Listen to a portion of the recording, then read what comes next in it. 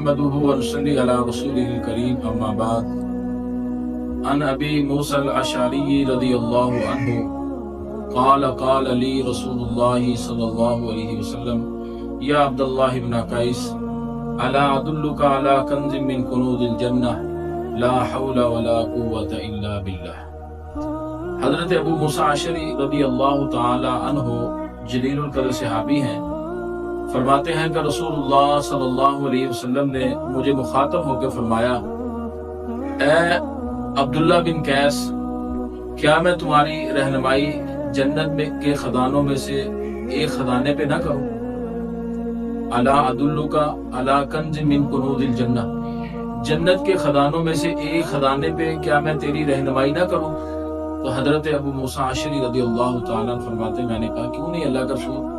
آپ ضرور میری جنت کے خزانوں میں سے کسی خزانے پہ رہنمائی کیجیے۔ تو نبی علیہ الصلوۃ والسلام نے فرمایا لا حول ولا قوت الا باللہ، اے ابو موسیٰ اشعری تم پڑھا کرو لا حول ولا قوت الا باللہ، یہ جنت کے خزانوں میں سے ایک خزانہ ہے۔ اب یہ لا حول ولا قوت الا باللہ اس کا معنی کیا ہے کہ کوئی بھی انسان وہ برائی سے نہیں رک سکتا، برائی سے منہ نہیں موڑ سکتا، اور اسی طرح نیکی نہیں کر سکتا مگر اللہ کی مدد اور اس کی توفیق کے ساتھ۔ تو جس وقت کوئی بھی انسان وہ بار بار اس بات کا اقرار کرتا ہے لا حول ولا قوت الا باللہ، لا حول ولا قوت الا باللہ، تو گویا اس نے اس بات کو سمجھ لیا ہے کہ ہر چیز کا ثانی جو ہے وہ اللہ تعالیٰ کی ذات ہے۔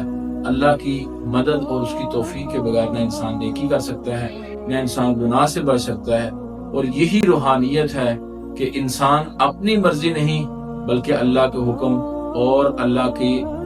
کے امر کے مطابق انسان چلے، یہی اصل میں روحانیت کا خزانہ ہے۔ اللہ سے دعا ہے کہ اللہ ہمیں عمل کی توفیق عطا فرمائے۔